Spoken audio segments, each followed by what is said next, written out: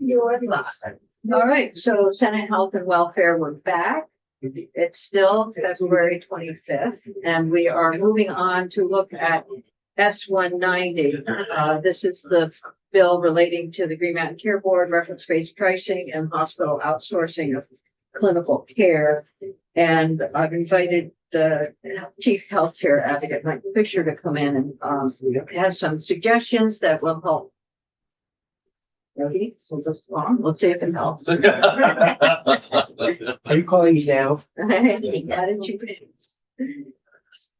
I'm afraid I have no answers.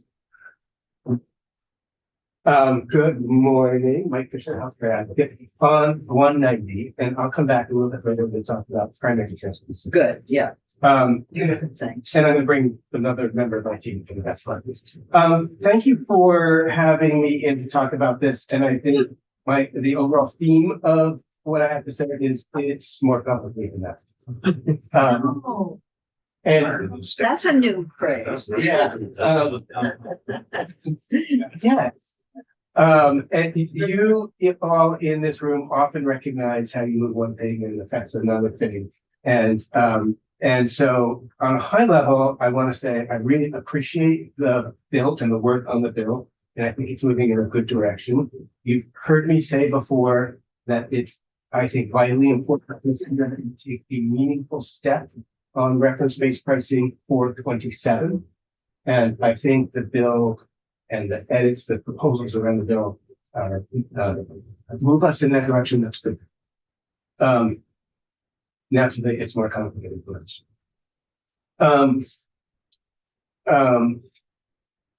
Well, I think, and another good thing is I think that the proposal that's in front of the committee does a good job of setting some parameters, some reference points, sort of tops and lows about how we move forward. For 27, I would add, and I don't think you're going to take care of it here and now on this bill, but I would add that I think the Green Mountain Care Board needs that kind of direction for where are we trying to go. In 3-5 years, where do we want to be and how are we going to get there? We've been articulating for a long time in our hospital budget comments that we think hospitals should be priced at about the 6th decile. In other words, a little bit more expensive than average. We're rural, we're older, it's going to cost more to deliver care here. And that being compared to our, using the RAND data compared to national benchmarks, and we should be at around the 6th, not the 8th, not the 9th. And that, of course, we can't do that all in 1 year. We have to do that with a high, consistent pressure over multiple years. And I think what's being articulated here is a good first step, is a good way to define that for 27. I think we need that discussion for, I don't know if it's 3 or 5 years out. I think that's a discussion that I think the Green Mountain Care Board could use guidance from the system. So the idea of applying first to the QHP is an interesting one, and from my perspective has some pros and cons to it. I want to recognize we went through an exercise with regard to age rating discussion upstairs. There was a proposal to increase costs for older people by 5% and decrease costs for lower people by 5% in individual market. And we spent some time modeling that. And surprise, surprise, there are indeed dynamics in the individual market. It's going to be complicated. I'm going to try and say it right. In the individual market, those who get premium tax credits where the loss of the value of the subsidy when you decrease rates is more than the savings. So in other words, you can think you're reducing some rates, increasing their costs. It literally plays out that way. And so my main thing to say is be careful. It doesn't play out exactly the way you think it's going to, given the complexity of, I mean, look, you're doing percentage here that one gets complicated, but so I have some caution about what the impact of this on the individual market. I would want to model it. I'd want to be careful. For the small group, on the other hand, oh man, we're in trouble. The small group is in trouble, and we spend a lot of time, and we have some tools to focus on the individual groups. We have precious few tools to focus on the small group, and further, we are cannibalizing the small group. We are allowing good risk to leave the group, leaving worse and worse morbidity in that pool. It's happening right before our eyes, and the proposals on the table, again, talking about something that's happening upstairs, soon they'll come down here. There are proposals, the proposals on the table go in the wrong direction from our perspective. And I believe that the proposal to apply rate setting first to QH, specifically to the small group, is intended as a first step. But I also hear it in my mind as a potential way to protect the small group from that cannibalizing, and bringing down the costs to the small group in a targeted way to protect that market. And I think that's a good idea. I think that's an idea that's, maybe I should say, worth really exploring. We have other tools. The Department of Financial Regulation is in the middle of its stop loss rule for self-funded plans. And we have advocated and will continue to advocate for attachment points that protect the small group, that mitigate that cannibalizing. I'm sure I spoke Greek to that's complicated stuff. Some of us know some of the words. So I don't personally have a really strong, I hear the Blue Cross like proposal to focus on a couple of individual service lines, radiology labs, versus this population proposal. I think there's pros and cons to both. From our perspective, the important thing is we take a meaningful step forward. I will say, I would recognize that if we did do radiology, for instance, this year across the whole marketplace, we would be affecting the whole marketplace, including public employees and therefore taxpayers. And much like we did last year, you did last year on the ASP, we got to see how that played out through all of the markets, including the state employees and teachers. So to sum up on that section of things, I think it's important that we take a real step, that there's pros and cons about the different ways of doing it. And I'm very supportive of the way the discussion is happening. Okay. I want one other area to talk about. Okay, go ahead. And that is the outsourcing discussion. The which? Outsourcing. Oh, the outsourcing. Oh, Yeah, that would be a good thing. So I want to both recognize, so I think this is again a place of we need to understand what's happening. Everyone recognized that the hospitals, the medical society came in and said, hey, hospitals have been doing, any privileges or contracting with a provider, radiology, for instance, forever. And then on the other side, I think the board came in with some concern about departments that were being outsourced. And I'm not sure the language that's been discussed sort of contemplates distinguishing between those two different levels of, and I actually think it's important that we do. I run a helpline. People call our office with concerns about their bills. I honestly think we're getting fewer of these bills, but we do get these calls, calls from people who say, for instance, I went in for a procedure at the hospital and my radiologist billed me, I don't understand, so how exactly the billing and works across the hospital system. I think it's for us to understand. I have more concerns about the concept of a department that is outsourced. But I'll add, from my perspective, I care a lot about quality. I care a lot about not hurting people. So in-network, access to free care policies. I care a lot about, making sure that what happens in the hospital is counted in the hospital budget process. And I care a lot about taxes, that people are paying appropriately. Beyond the things I just said, I'm not sure why I have a great concern about outsourcing. I want to make sure it's captured. I want to make sure it's done well and it doesn't hurt people.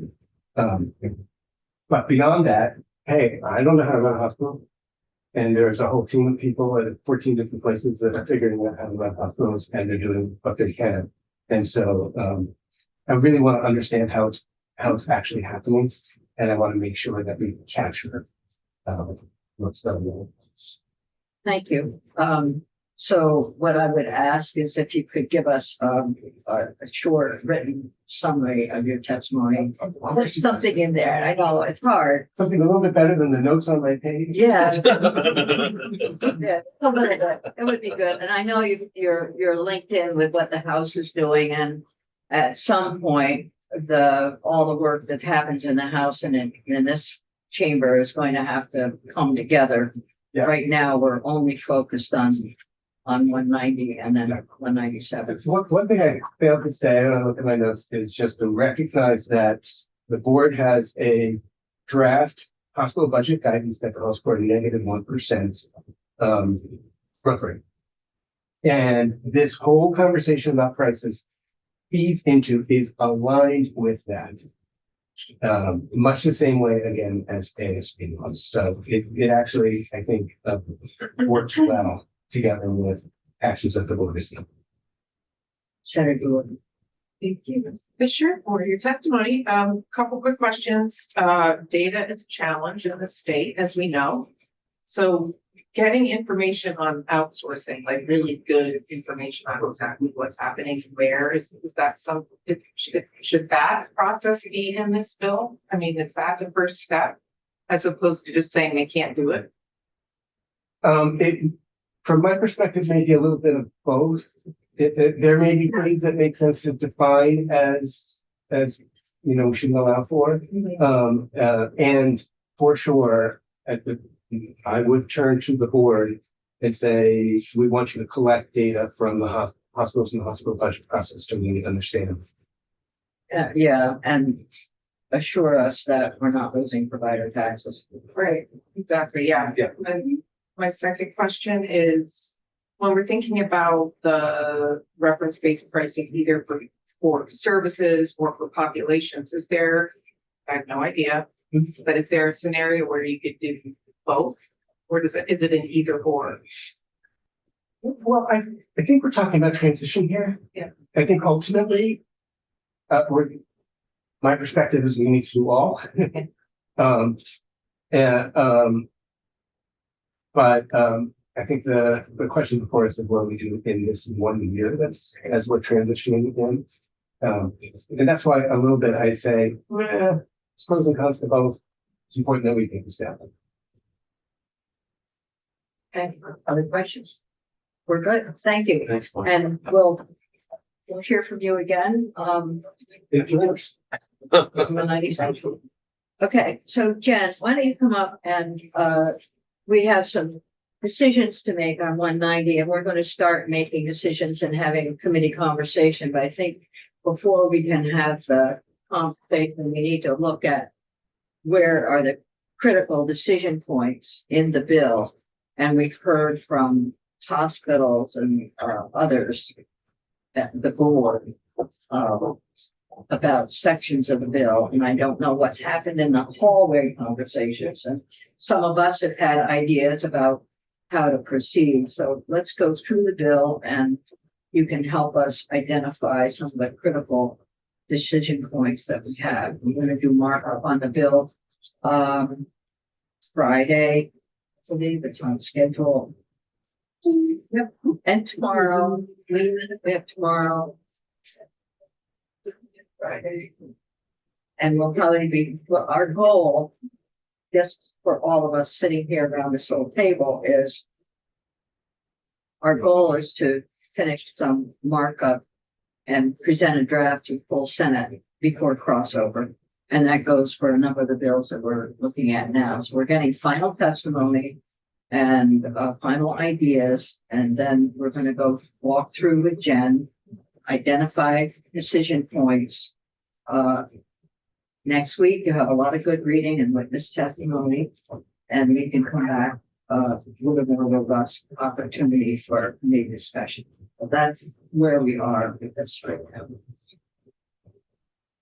Here you are. Here I am, Jen Harvey from the Office of Legislative Counsel. I will put S-190 up. And I will be meeting with Jen to talk about maybe some of the proposals that we might want to consider going forward. I'm not making decisions for the committee, but there are clearly some areas that we would want to discuss. And so we've heard from one group or another group and trying to put those together. I'm going to try and do that for us with Jen. So, I'm trying to preempt this. All right, so this is S-190, an act relating to the Green Mountain Care Board, reference-based pricing, and hospital outsourcing of clinical care.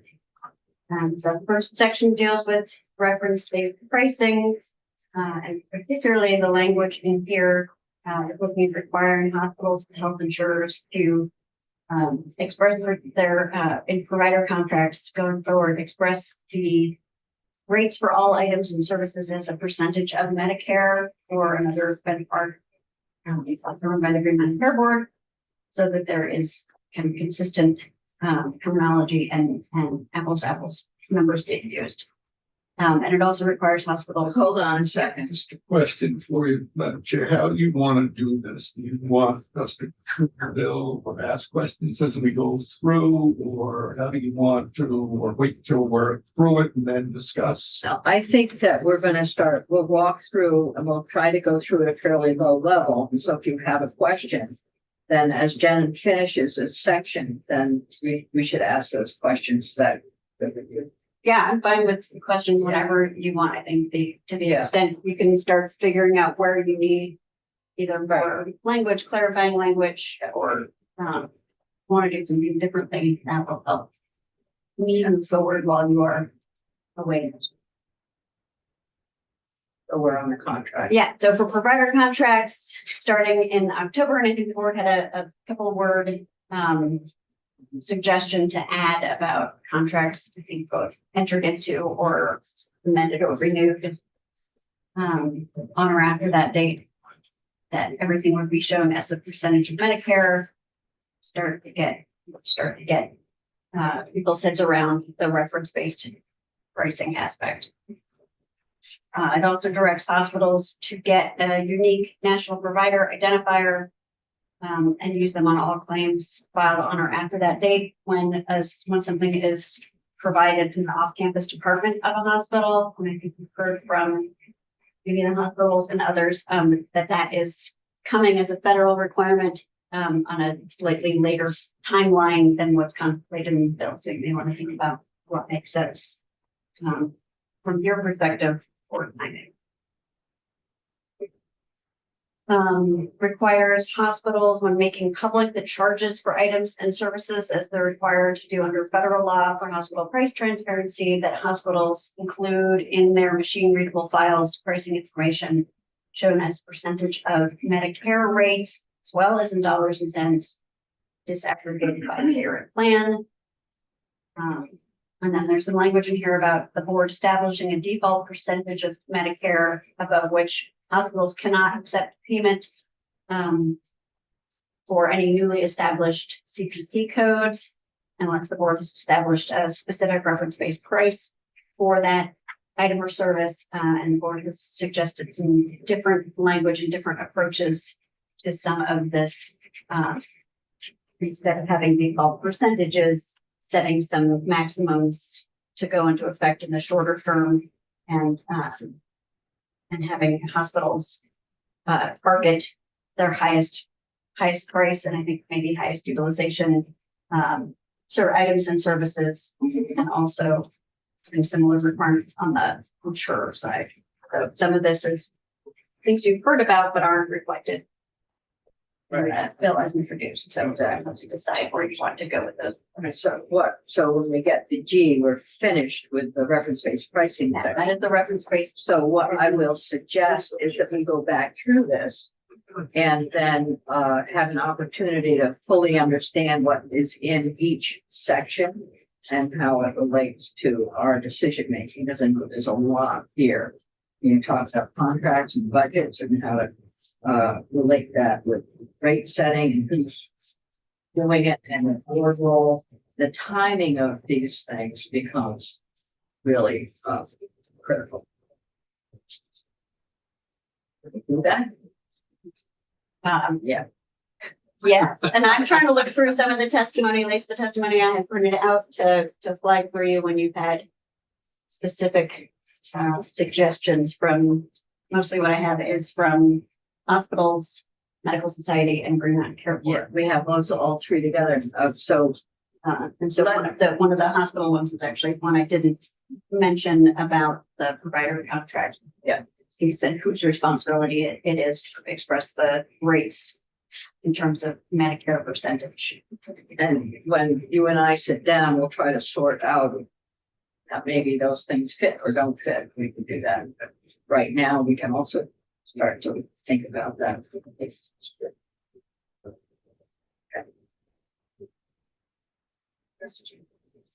It says Medicare bottom line, or another benchmark. What might that? It could just confuse the issue. We're trying to get everything, so it's a, I think there are some services that are not reimbursed by Medicare. okay. Some items or services, and so, so I think it was the expectation that there would be some for which a different benchmark would have to be used. And it's consistent with language that we had in the bill last year in Act 68. Right? It's the board that determines whether a benchmark is appropriate. They're the hospital for help with that as well as insurance. So I don't, if people don't have things to say on language, you want me to just keep going? How do you want to handle this? Well, Nope, that's good. should We're we good. pause right now since we're at the end of the- C, we went to C, now, okay, questions on that. I would say, yeah, now we're on the, Oh, okay. about the NPI codes. I thought we were at the end of the reference-based pricing section. I think we'd gone through it and then we went back up into it. Got it. Right. And so just as a reminder on the NPI, hospitals getting an NPI, unique national provider identifier for items and services delivered in an off-campus department from, of the hospital. The hospitals testify that the new federal law requires hospitals to do that by January 1st of 2028. In order to continue billing Medicare for services delivered in those off-campus sites. But there are not, the Centers for Medicare and Medicaid Services have not promulgated their rule, their regulations yet. And so I think the request from BOS was to allow the federal process to play out and let the state process follow. On reference-based pricing. The board setting the rates, right? Yes. And let's say one service divided by all 14 hospitals. And I don't know where it says this. I don't think it says it, because it's the same service. But the board may change rates per hospital for that same service, or have different rates, Jen.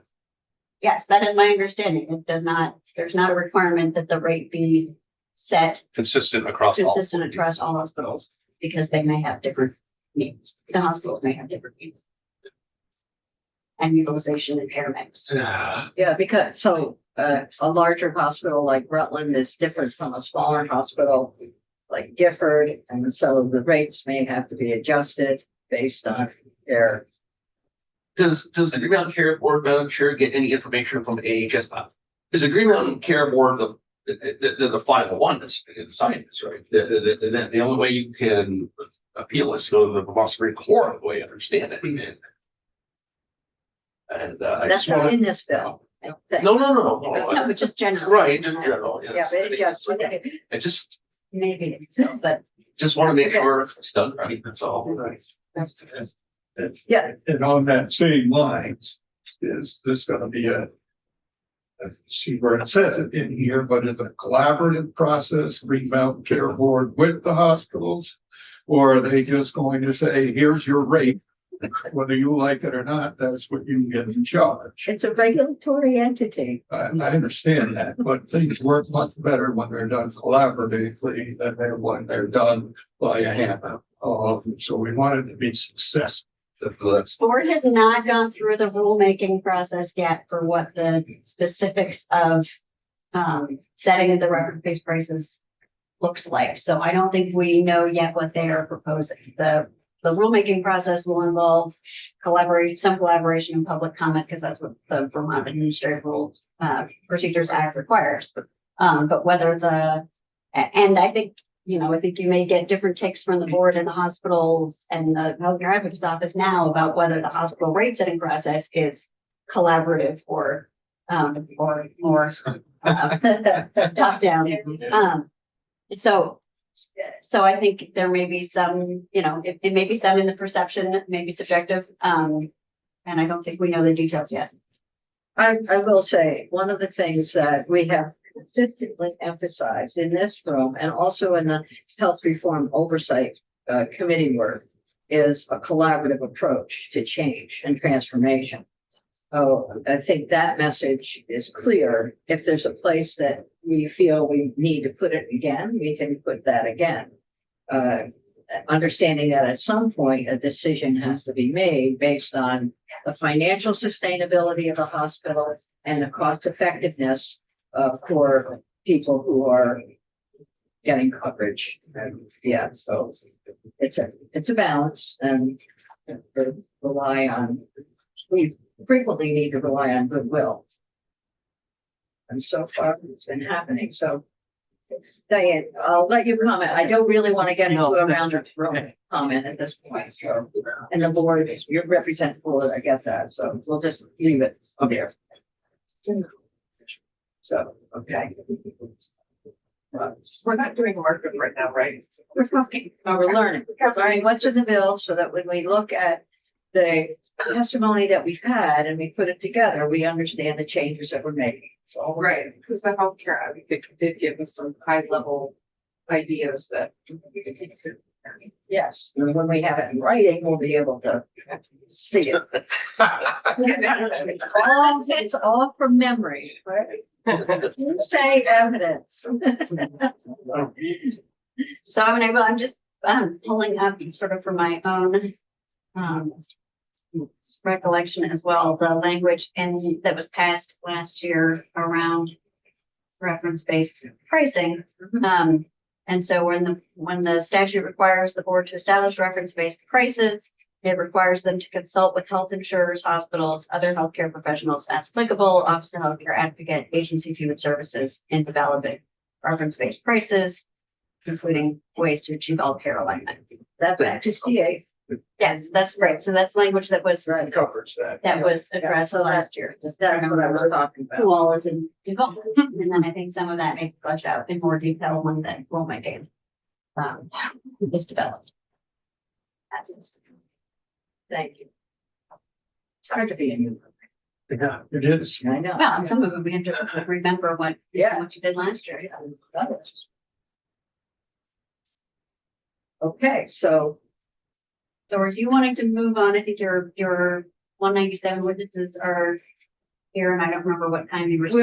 so we'll continue this discussion tomorrow.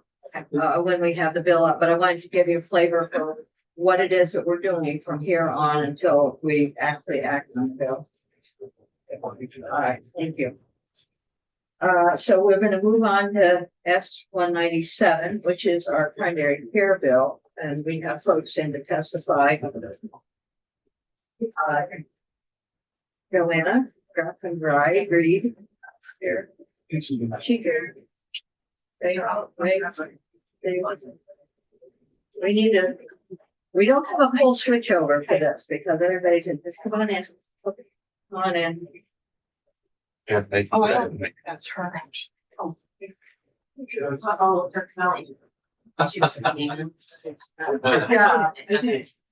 All right. Okay. So we're not going to kick out the people who just came in. Joanna Graff and Reed, you're here, you're gonna sit right at the head of the table. And there is another chair. Oh, that's being reserved, okay? We're now one over, actually. Okay, that's okay. 17. If I get. Exactly. Over. Is that running? Chair. Is the air purifier turned on? Yeah. We could just, Open up. Michael, we could just open the door a teensy bit and then we'll feel a little better about it. Okay. Better. I won't be able to hear. Okay, underneath that. Everyone can just shout. Just for now, I'm gonna stick this right here. Good morning, everyone. Hi, good morning. Busy morning. Just take your time and get settled. And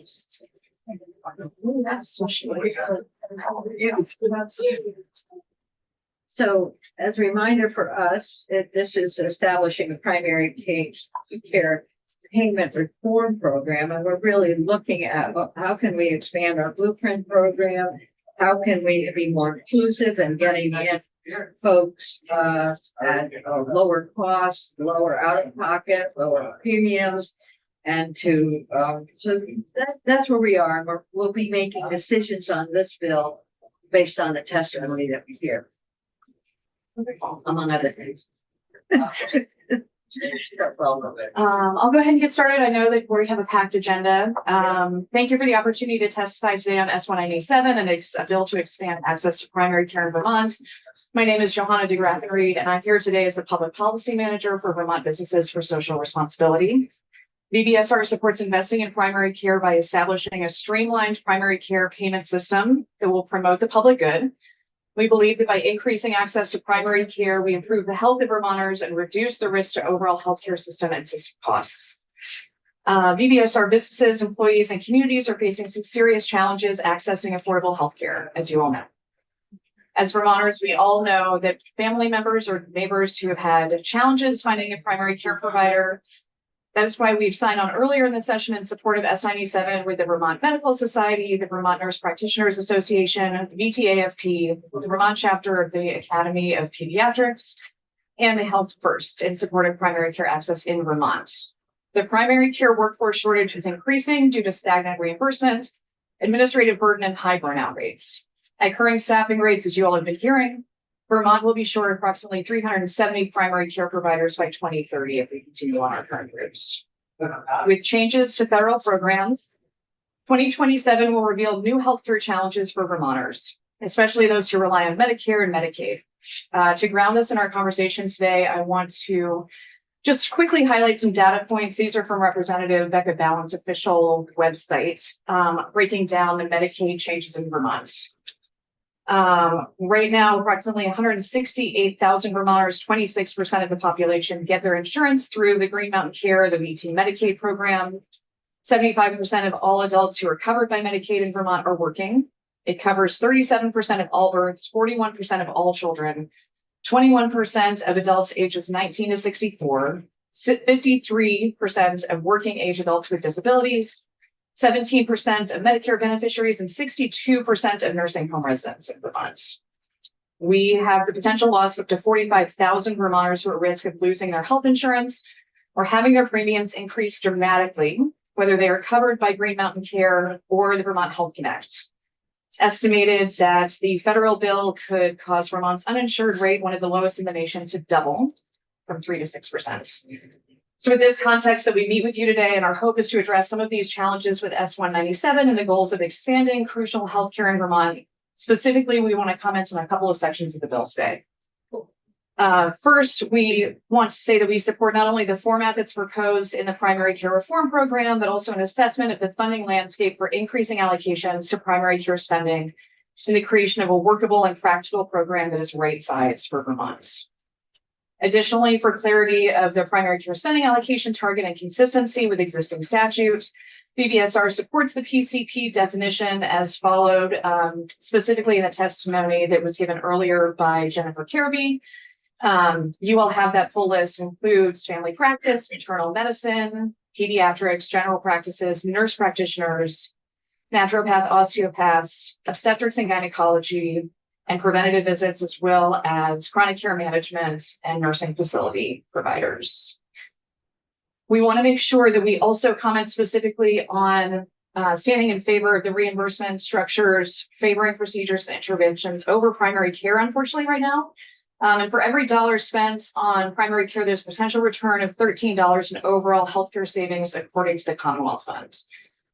This is because strong primary care leads to better health outcomes, for fewer emergency room visits and hospitalizations, and more effective management of chronic conditions.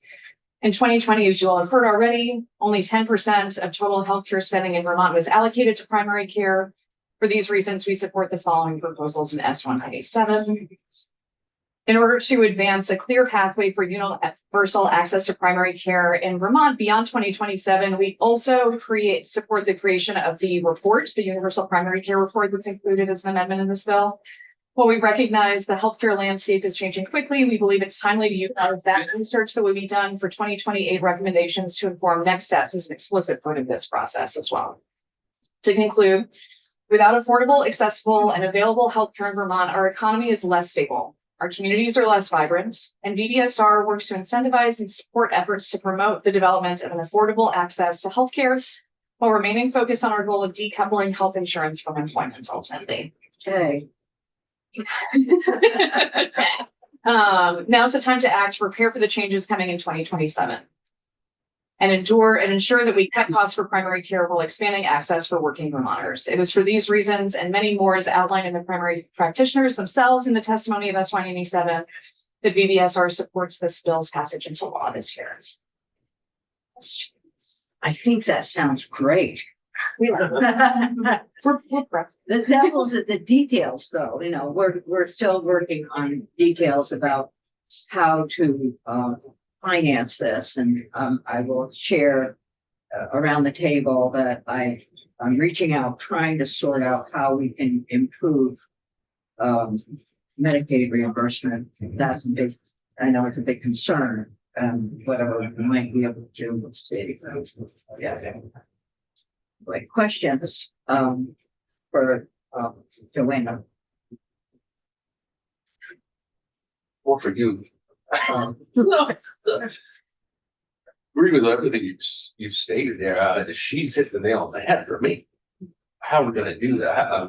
The Shell collecting aggregate payments from participating payers in order to provide the capitated per member per month payment to each participating primary care practice. So that revenue is going to come from somewhere, especially to get going, right? Yeah. So, in my mind, anyways. Yeah. You can't take it from Medicare. You might somehow, I don't know how you can do the Medicaid switch there. I guess you can. So, and then you got your insurance. Which is part of the discussion that we were having on 190, and that's the QHP. I've been expanding that and then making it attractive for our self-insured folks to join in. Yeah. So all of these things are linked. And then the question would be, you were talking about the study that's in there. So there has to be some kind of an analysis going forward, like actuarial analysis. Were you thinking of that? Maybe you could elaborate on that section. On what specific part of the study? Well, the model, what kind of models we use for the funding and how do we analyze it? So that could be part of the. I think that's part of why it's so important that we take this time while we're reviewing how to create these cost savings ultimately for Vermonters, that we also take a moment. We'll have the full picture by summer 2027 about the changes from Medicare, Medicaid. There will be more updated information from our insurers who we'll hear from at that time about the rate provisions and changes that are happening there. It's hard to say before then and without this group coming together, specific recommendations for that time. But that's also part of why we think it's so important that those conversations happen then, and that we go ahead and plan out for that ultimate challenge. Yes, talking about collaboration. So Yes, thank you for that. And, can we get your testimony? I'll send it. Yeah, that'd be very good. And any further comments that you have regarding the analysis and how you think it might work from a business perspective? Because we need that, in this room. We need to understand small and large business perspective and how we can move in the right direction. I think the regulators need that, insurance companies need that, hospitals need it, primary care folks need it. Yeah. That's terrific. Thank you all so much. Thank you for being. Courtney is here. Is there anyone, I'm just looking. Nope, there's nobody from a distance here, so I think who has a. So we'll, Courtney, did you want to go now? Yeah, thanks. That'd be great. Nice to be here in person today. Yes, that's true. It's a lot more fun than being on the screen. For the record, Courtney Harness with Blue Cross and Blue Shield of Vermont. I did send some written remarks into Calista earlier, mostly so you all could have them. I'm going to try and be brief, knowing that there's a lot of folks, and you know, I'm really happy and pleased to hear the conversation around collaboration. As most folks are aware, this type of work, especially around primary care and the complexity and the outcomes that Vermonters are depending on, frankly, depends on collaboration across all levels. I want to start by saying Blue Cross and Blue Shield of Vermont is the largest payer into the Blueprint currently. We're proud of that, happy to do that and support that work. And have we made some potential improvements to the Blueprint known to our partners at AHS and our regulator? One of those is around quality outcomes, and frankly, some of the recent reports on the Blueprint have left us wishing that there was more. And I think that this bill has the potential to walk us down that pathway as long as it's named explicitly as a goal and objective. I would say, secondly, while we're happy to do our part, proud to be the largest contributor in the Blueprint, it's been really hard for us to access data around how dollars are impacting our members, specifically with the community health teams. And again, I'm not saying anything to the committee that we have not already voiced to other potential partners in this work. That said, I think that if we can really focus on access, quality, data sharing, and collaboration to put together some parameters in this legislation that can effectively meet the goals of what I would refer to, and I'll steal this from Secretary Samuelson, a modernized blueprint. We can create something over the next couple of years that is more future focused than I think what the current model is. And so Blue Cross and Blue Shield as a payer has a lot of hope for that process, has a lot of optimism about what the people in the room can bring to bear from that planning process. And part of my comments, you'll see a recommendation for a slightly elongated timeline. I have a tendency to believe that fast is slow and slow is fast. And if we take an extra year, we might be able to assure Vermonters that the quality metrics, the accessibility outcomes, and frankly, the payment model is something that's been worked on, planned out, and decided amongst the group of folks that will all be participating in the outcome. With that said, you also see in my comments, and it was referenced earlier, there are some states that are already and have been for several years running a really interesting tiered capitation model, and it's one that we shared with AHS. It's one that we'll be talking about with them relatively soon.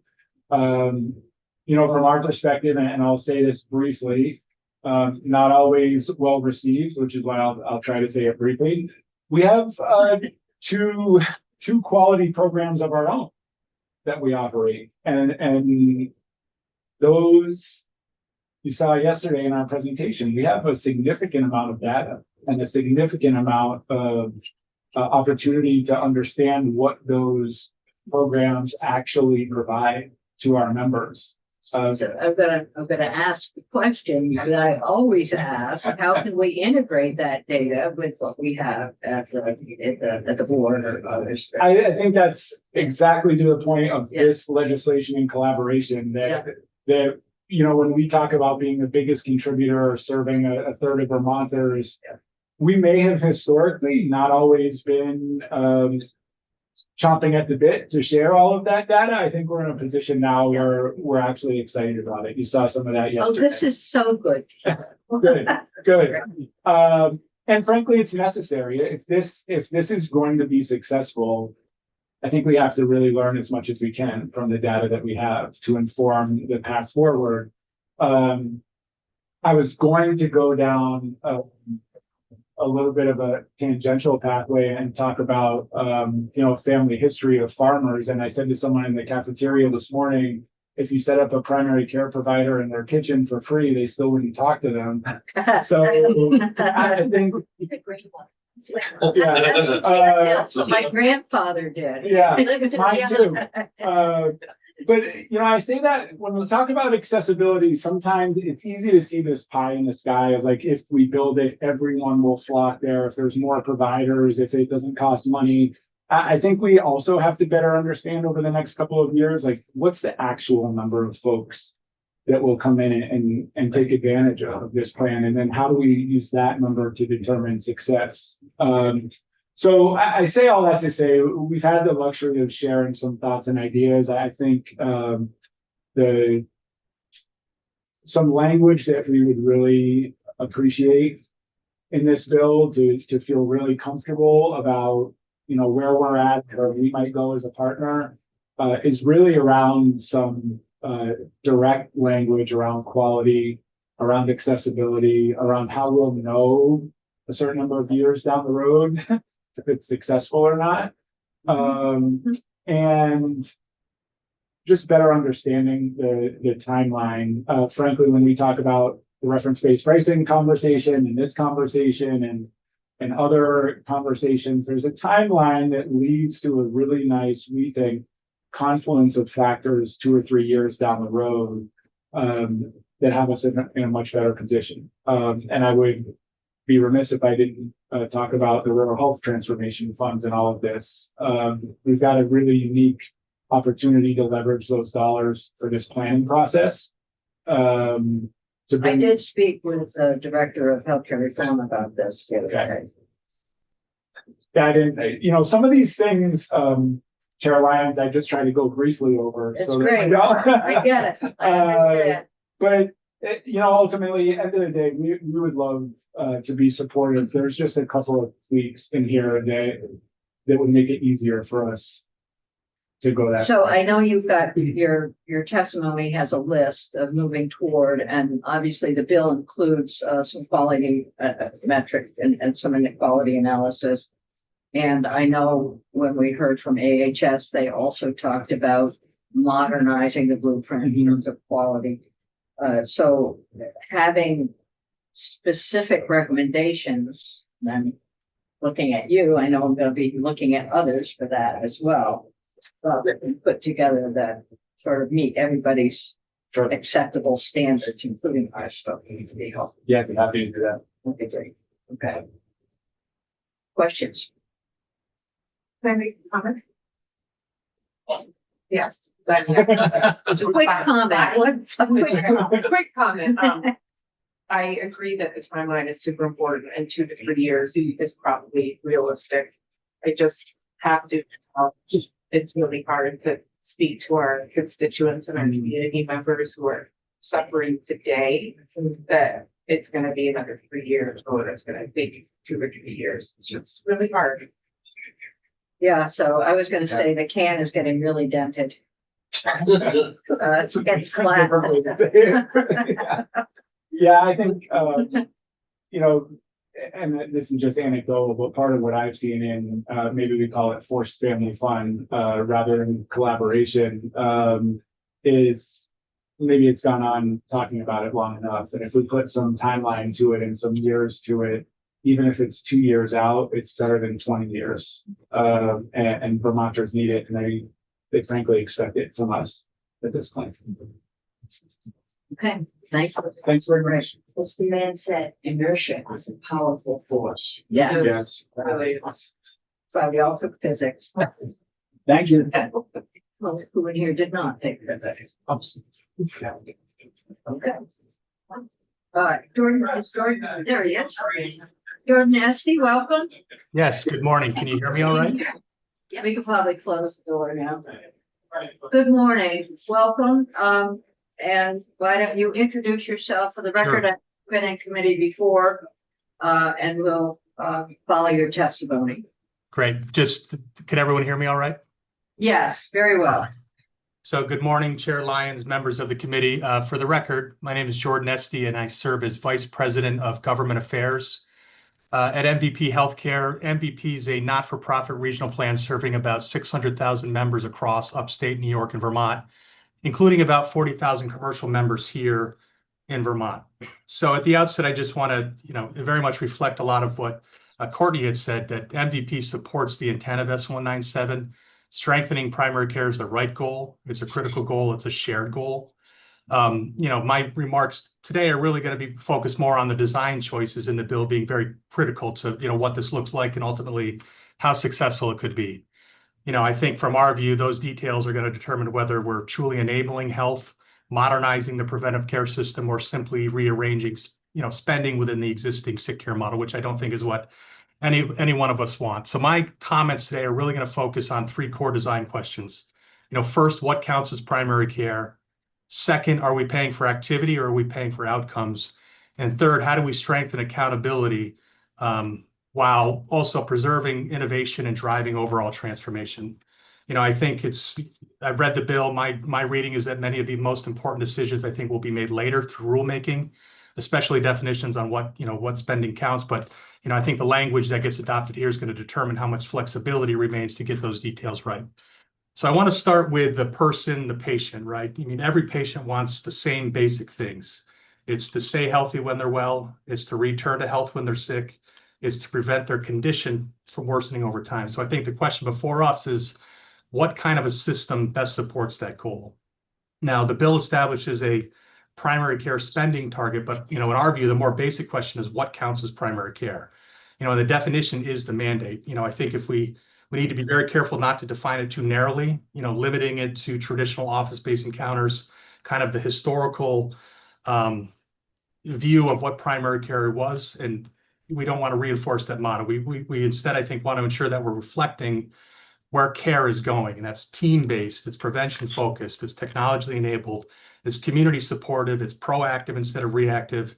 And, that's the type of broader focus that we think is necessary to really accelerate meaningful transformation. So before we lock in a benchmark, we should be very clear about what we're actually buying. It's not news to anyone around this table or in this room, but, for decades, our system has been organized around sick care. So you get sick, you go see the provider, you're issued a prescription, a treatment, you return to health, right? It's an appointment, it's a diagnosis, it's a prescription. But in our view, modernized prevention, where the system is going is about sustained health improvement. So that's something much broader. To that point, the pandemic has accelerated change. Telehealth has become normalized. Remote patient monitoring has been expanded. Patients are more comfortable engaging in their health digitally. Providers have adopted new workflows.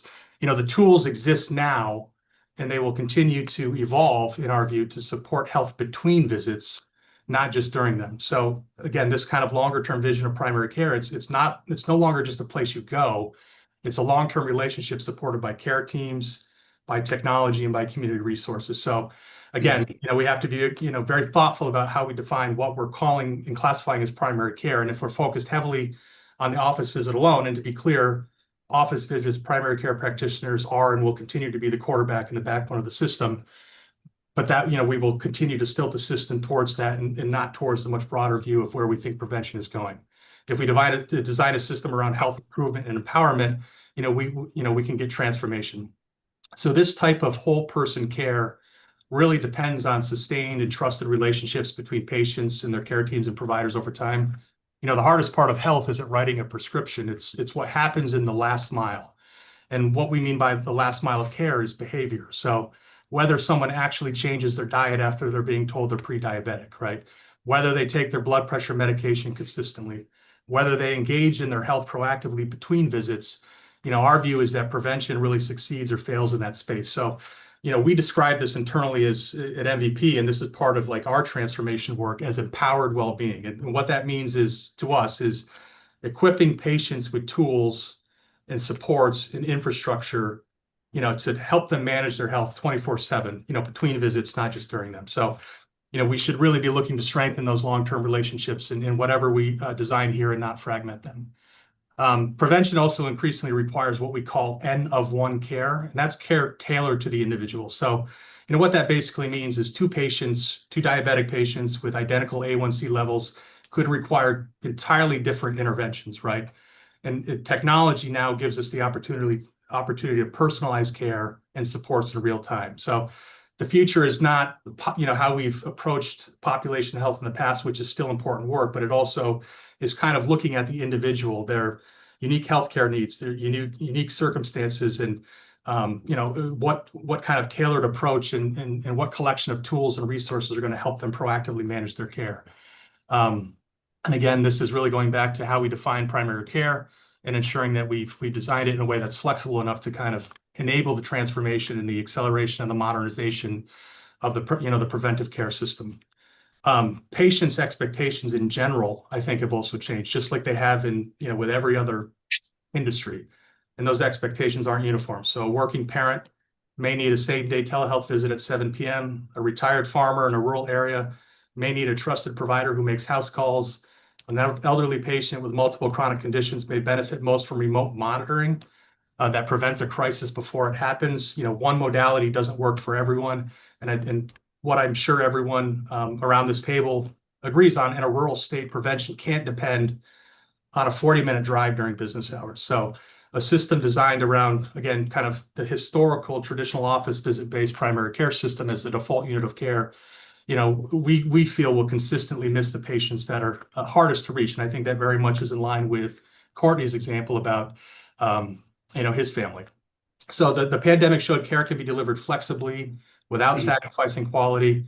And, we would encourage the committee to design an approach that rewards engagement and outcomes across all modalities: in-person, telehealth, in-home, digital, community-based, and not privilege one setting or another. To us, flexibility is not about convenience, it's about access.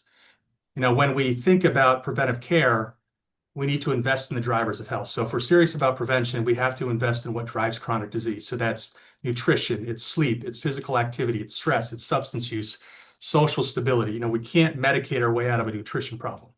A modern preventive healthcare system should allow primary care investment to include things like health coaching, behavioral health integration, lifestyle medicine, community health workers, remote monitoring, medication management, and deprescribers. So these are the clinical levers that really reduce A1C levels, or they improve blood pressure control, and they prevent hospitalization. So again, if we don't qualify under the bill's definition, we risk funding volume over outcomes.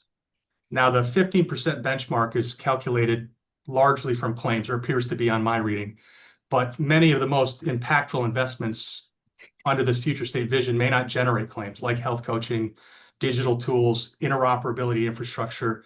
If we qualify spending based on historical claims, office-based visit encounters, the system could favor, again, billable visits over preventive infrastructure. So, it's our view that we need to explicitly and robustly count non-claims investments, or the benchmark runs the risk of measuring activity and not actual health. Accountability has to be clear and measurable. If we're going to mandate increased investment, I think patients who are funding that investment should really experience change, and that's assurances in expanded office hours, improved access, telehealth availability, things like that.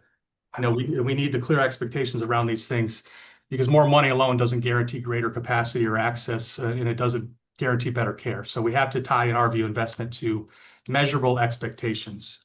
And this leads to a bigger issue, and then I'll wrap up. Spending targets alone don't guarantee outcomes. So they answer one question: how much are we spending? Doesn't answer the more important question about, are people getting healthier from that investment? So if acute care costs rise, often outside of any health insurers or payers' control, you look at specialty drugs that are increasing dramatically the cost every year. Total medical spending rises with it, right? So the benchmark rises too. So you could see a scenario where you're increasing real primary care investment, but still falling short of that, that target.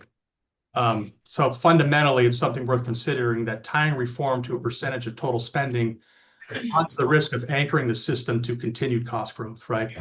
Also want to just point out a structural equity issue here, and I know it's something that, based on testimony and reading the bill language, that the committee intends to try to address. Like fully insured plans like MVP and Blue Cross will be required to comply, but self-funded employer plans, which cover a substantial share of the Vermont's commercial workforce, would presumably be exempt under federal law. So if the mandate only applies to the fully insured market, we run the risk of concentrating all of the compliance obligations and requirements of this law on a shrinking segment of the market, like potentially further accelerating the shift of employers into the self-funded arrangements, which I don't think any of us want. So that dynamic doesn't strengthen the system, and it can create competitive imbalances. Larger issue, just hitting on outcomes, spending targets guarantee outcomes. We should be asking, when we measure quality, not did we screen for diabetes, but did A1C levels of the patient cohort collectively improve, right? And then we should be rewarding providers, in the collective care teams and infrastructure for driving that result. We shouldn't be asking, did we document hypertension? We should be asking, did blood pressure control rates increase? So outcomes-based accountability changes behavior. In our view, it aligns incentives toward prevention, sustained disease control, long-term stability. In closing, I would just say Vermont has a real opportunity in front of it. The bill's not simply about increasing primary care spending. It's about deciding what we pay for, and allowing and stimulating, the evolution and transformation of the primary care system to meet the modern needs in 2040 and not necessarily what it looked like in 2015. It's about deciding what we pay for. It's about defining primary care thoughtfully in a way that reflects those long-term relationships, that N of one personalization and the drivers of health. We really think that if done properly, this bill could really strengthen prevention. If we count the infrastructure that supports health between visits, that empowered well-being, last mile of care idea, the bill can drive real change. And if we pair investment with measurable outcome expectations, patients can see real improvement. So, the goal is not necessarily to spend a certain percentage on primary care. In our view, it's to help patients stay healthy, return to health, and prevent deterioration over time, fund the infrastructure to allow that true transformation and evolution to occur. If the payment design reflects that ambition, we feel that Vermont can really be a leader here. So thank you for your time. I welcome your questions, and Chair Lyons, I will submit written testimony as well. Oh, thank you for that. I was going to ask you to do that. Appreciate it very much. And thanks for taking the time to comment quite thoroughly on that. I did notice some comments about the improved relationships between primary care and patients and building those personal relationships, which means you're not an AI person. And I was trying to remember the word for that, but I don't know what it is. No, it'll come. Senator Benson and I are thinking through. Is it Luddite? I don't know, but you're not a Luddite. That's the opposite. That's the opposite. So I did hear you talk about telehealth, so you redeemed yourself. Well, and to that point, I think AI is absolutely, a technological advancement that's going to allow, practices to free up more time to focus on delivering care, right? So that, when I talk about technology and the infrastructure, there's just endless opportunity across the spectrum. We've seen so much evolution in that respect since 2020, and that's only going to continue to accelerate. So, we should be taking advantage of every tool and opportunity and resource, again, to give patients, their providers, their collective care team, the resources necessary to help people be actively engaged in their health 24/7. I mean, the goal is to keep, to get people healthy so that they don't need to go to see the doctor in the first place, right? And that's a much broader view of primary care and prevention than we've historically had. Thank you. And I do have a question for you. It's the same question that I asked of, and I always ask of Blue Cross and Blue Shield and probably of you. And that is the ability to share data, particularly within the primary care blueprint world. You talked about interoperability, which is key, but also then the sharing of data for outcomes analysis, clinical. Totally. Yeah, Absolutely think that is foundational to what I'm talking about to kind of empower the type of preventive care system we envision, right? And it's not just claims data. It's kind of the full 360 view, what we can be collecting, aggregating, and using to help patients with spotting trends, get ahead of things. It's all of the above. And that's something we talked about a lot internally, is some of the challenges we have, and I don't know that it's necessarily so much in Vermont, but we see it a lot in New York, which is where most of our membership is, where it's just such a fragmented system of data. Like we have a hard time getting access to our patients' data outside of what we have for claims, right? Which is, we've already paid that. We need more data just to be more proactive. And at the end of the day, we philosophically strongly believe it's the members' data. It's not the plan's data. It's not providers' data. It's not hospitals' data. So we would strongly support moving in a direction that really reflects that view and allows the system collectively to leverage data in the most appropriate way, again, to best, engage in members' health. thank you.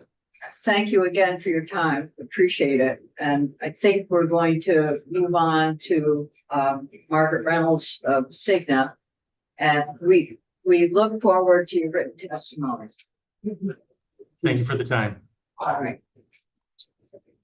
Welcome. Hi, thank you. Chair Lyons and members. My name is Margaret Reynolds. I'm here today on behalf of Cigna. I did submit written testimony, so you should have that. And I'll be brief in my comments. I know there's others who want to testify. Cigna operates in the large group market here in Vermont, and we really gear ourselves towards value-based contracting. So with the per member per month tooling that's proposed in this bill, we have concerns that it's not driving toward health outcomes for our patients, but just toward headcounts and running people into primary care. We certainly encourage the use of primary care and do that both virtually and in person with our members and our plans. The only other thing I really want to highlight for this committee's consideration is last year, you enacted major reforms in S126 or Act 68. That includes reference-based pricing and a move toward global budgeting. And we just want those considerations of payment reforms as you move forward with this. We think it could add a layer of complexity. So just want to keep that in mind as you look ahead in your conversation. But certainly encourage the intent of this bill and wanting people to go toward primary care, especially in managing their chronic conditions, and would like some flexibility and some value-based payments to be considered. Okay, and we have that in your testimony. Yes. And do you have suggestions for how that consideration might be in place in legislation? Maybe optionality rather than mandated. I knew that was going to come. Yeah, I think you could read it on my face. But yeah, maybe some optionality where if value-based contracts are in place, again, if we can prove that our members are having health outcomes driving toward better health rather than just going for check-ins when they're sick. I'm not really sure. That might be more toward rulemaking. Or we could kind of set that out, but happy to consider maybe more concrete examples and get them to you for your consideration. Okay, thank you. Yeah. So, sure. Questions? Okay. Brevity is Thank you for being here. Thank you. And you're new to Cigna?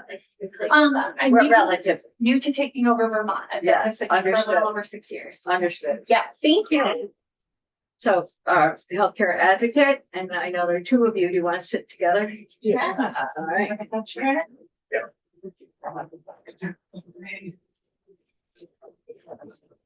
Let's see if that interferes. Oh, you do.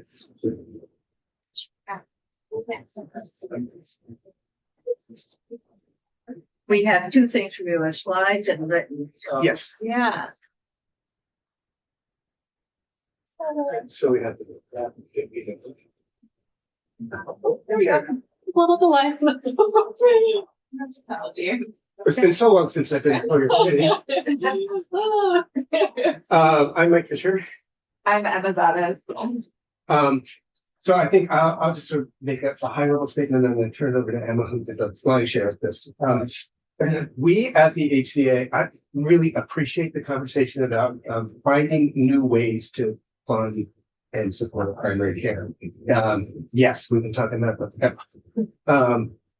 At the same time, forgive me if I express a little bit of, I feel a little burned about these kinds of efforts over the years and what their outcomes have been.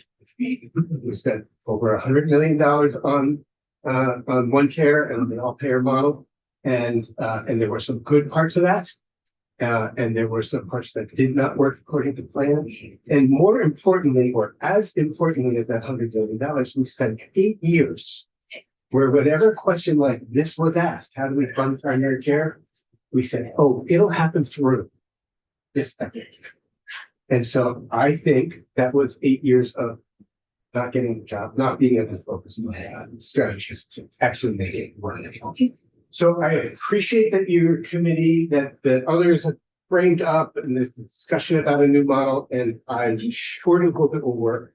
But we wanted to come before you with some much more tangible now things that we think should be considered to support Vermonters' access to primary care. With that. All All right, so now we have the slide. Good introduction. Wait here. All right, so yes, as Mike said, we're here to talk to you a little bit more about ways that you can influence or control sort of primary care spending and Vermonters' access to free primary care through existing mechanisms and vehicles now. We're going to focus in on those vehicles, which cover a significant portion of the population. We'll talk a little bit about Medicaid, which is about 25% of Vermonters, or around 152,000 people. Medicare, coupled with Vermont's Medicare Savings Program, QMB. We'll talk about qualified health plans on and off exchange and the Vermont State Employees Health Plan. All right. So on this slide, we've outlined possible actions that the legislature could take to advance its goals around primary care through mechanisms that exist now. And we've also sent you out a letter, which I think has been posted. I think goes a little bit more into depth. But so as I said, 152,000 Vermonters have Medicaid. The good news is that Medicaid, all Medicaid enrollees, regardless of the type of Medicaid, pay $0 now for primary care. So that's fantastic. Vermont is also unique in terms of, I think we are the only state in the country, or one of the only states in the country, that manages its own Medicaid program. So rather than farming it out to a private health insurance group, we do everything in-house. We have a prescription drug list. We have a fee schedule. We already do all of that, which is great.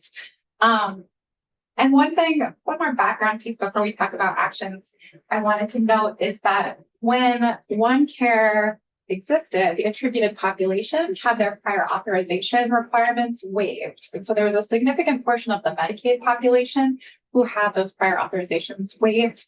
That ended last month. So on January 1st, Medicaid enrollees now have those prior authorization requirements again. So that's a significant change both for primary care providers and for Medicaid patients, which covers huge portions. And I'll jump in. The state is now engaged in a process of moving towards a Medicaid global budget. And it is our understanding not contemplating the waiving of the prior authorizations for that population. We actually think the waiving of the prior authorization for Medicaid in OneCare was one of the highlights. One of the things that worked well. So what are some actions that you would have available now? You could, since folks on Medicaid in Vermont already have access to $0 primary care, you could look at lowering copays for other primary care related services that you deem integral to primary care. And so that gets kind of at the question of how do you define primary care and what services are related and integral to getting that kind of healthcare.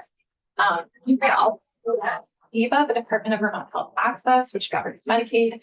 to increase reimbursement rates for primary care services that are paid for by Medicaid. So again, that covers 25% of the state's population. And I'll jump in again. I think it would be important to know where we stand on Medicaid reimbursement for primary care. I think we're doing pretty well with 10%. in comparison to the rest of the country. Yeah, But I think that's it's certainly a place to look. yeah, it sounds like a lot, but Yeah. Yeah. And I believe there's some struggles around implementing the family plan Medicaid investment that was passed by the legislature last year, and which has a 90% federal match. That money also goes to primary care providers. So that's not. Last bullet. You could also direct EVA to eliminate Medicaid's prior authorization requirements, which was a significant benefit for primary care providers and patients. There's questions on that. Sure. First of all, with lowering the co-pays, do you have data around how much of a deterrent those co-pays are for people getting primary care? not much. Not on hand. I could certainly send you more information about the Medicaid copays. Copays range from $1 to $3. And when people receive services at hospitals and they have Medicaid, they would be eligible for financial assistance. But lots of primary care is delivered outside of hospital spaces, and they don't necessarily have a financial assistance program. All right. So that's Medicaid.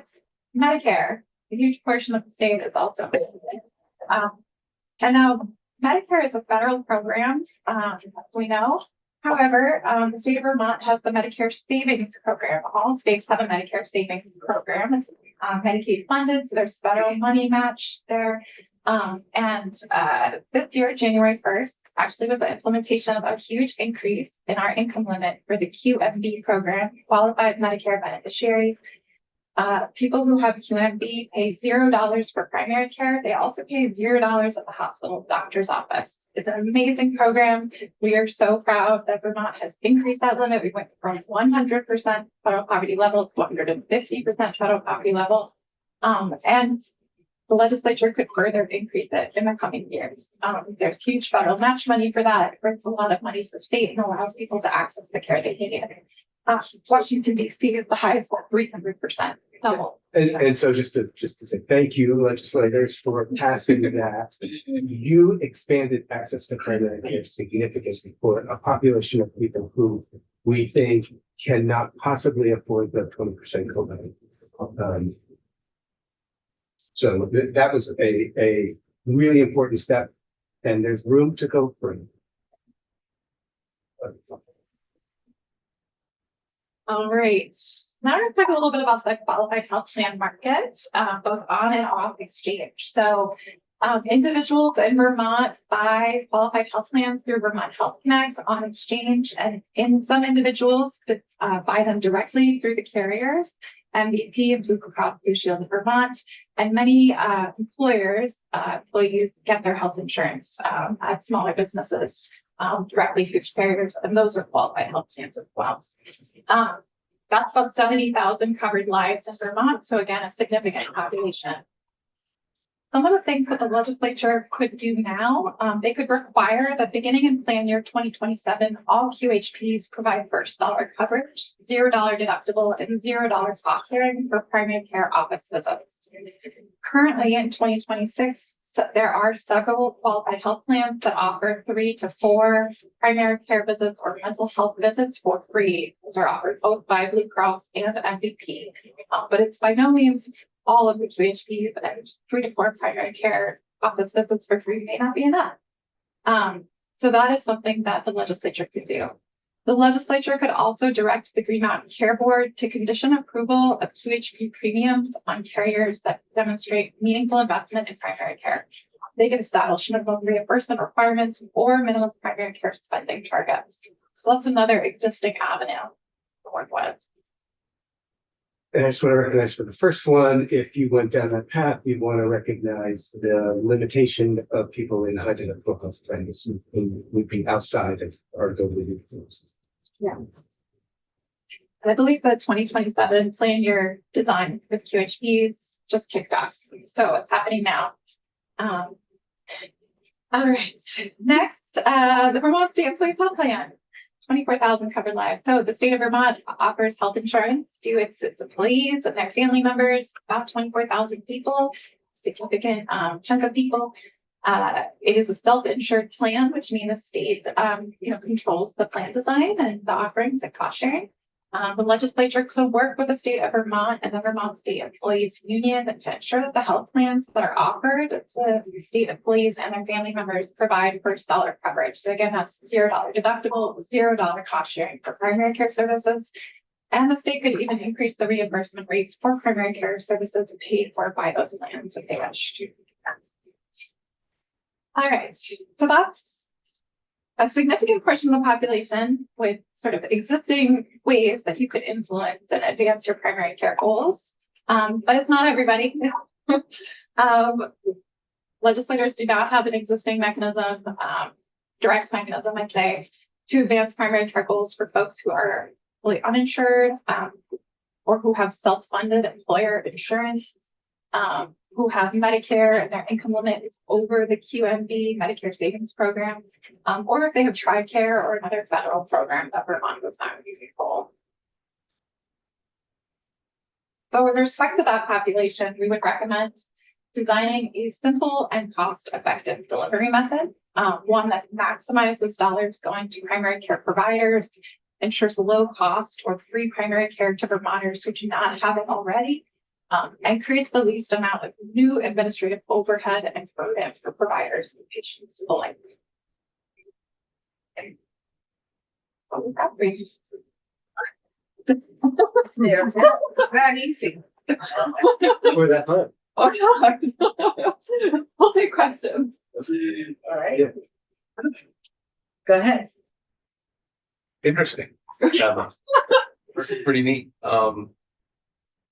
So what you're saying, I think, is let's do something now. Let's get dollars going, some investments going, where you can actually make a big change to some of these.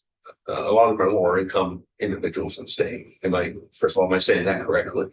Some of them. Okay, Some of them. you're not, but you didn't provide how you're gonna fund it. Yeah. Okay, so Okay. no, I like that. So you're giving half of the equation, right? Okay. Well, so the answer for that is in different categories for different populations. I think if, I'll just focus on the MSP one for a second, just to recognize that the state invested $5.6 million general fund to do the increase in MSP that we did that went into effect January 1st. It was great. And it is projected to save, I'm going to do it I'm not going to do all of it from memory, but significant return on investment, not only new access to primary care, but for the population of people who are newly having their Part B premiums paid, it represents almost $35 million of money that is significantly coming from the federal government to help them pay their Part B premiums, money in their pockets. And I just want to say that out loud because can you think of another thing the legislature has done recently that targeted economic relief to such a new population of that size? That was a major success. There are Vermonters throughout your districts and throughout the state who are sighing relief that they don't have that $202 premium coming out of their Social Security benefit every month now and have that money to put food on the table. That wasn't exactly responsive to your question.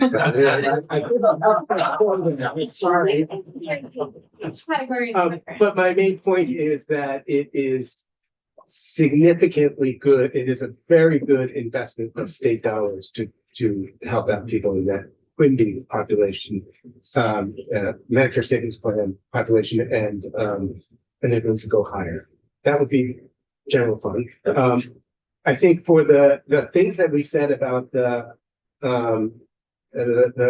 qualified health plans, that is significantly impacts rates. If we're saying that you need to get a free, more free access to primary care, then we need to understand how that would impact the premium rates. And who would pay those? Is it, there's the shift, Just put it- the shift. Yeah. It's plan design too, like all of the qualified health plans have to be within an actuarial value standard, and so you might bring down the cost of primary care visits and related services, and you might increase the cost of some other type of care offered by that plan. So there might not actually be an increase to the premium based on the design. Every year they design them within those constraints, kind of. Go ahead. So trying to move hospital care to primary care is part of that. And the reimbursement rate is over here to here is part of that. So it might all sugar off, but there's still that, Yes. the balance. And I think that gets us to the conversation we were having this morning about the premises of reference-based pricing and the ability to tailor payments to incent the types of care we're looking at. So it's always the, what do you call that thing you put on your bumper? The sticker? That one. That one there. It is. Yeah. Okay. Thank you. Thank you. This is great. Thanks for having it here for us to reference. And we've got 15 minutes left. And Jen, I'm not sure we need to start going through everything. If you want to make any comments at all about where we are, you know, we've had a lot of testimony. We have decision points. We will go through the bill. We have some final testimony tomorrow morning from the treasurer's office and one of the hospitals, North Country. And that should not take up a full hour tomorrow morning. So we're going to start with discussion and markup of the bill. That, I don't know if we need to do it in this. No comment. It's money changed. I know. That's what I was thinking of. Jen Kirby, Office of Legislative Counsel. I mean, I have been working with some of the stakeholders on Yes. roads for sections 1 through 3. You want to just talk with us briefly about that, or let's wait for tomorrow I morning? think Let's we do for that. tomorrow morning. Yeah, would be good to that have- I know. It would be good to have people from AHS and VMS Yes, here because it's their proposal that I'm okay. drafting. I know. We asked for some hallway conversations. That's happening. And we'll continue with it. And as I said before, I am going to meet with Jen this afternoon and I'll try to consolidate some thinking that's been going on and where we are. And then we'll have it all out on the table. It'll be fun. This is the fun part. This is fun. Huh? Sausage making and it's. It is. There's good sausage.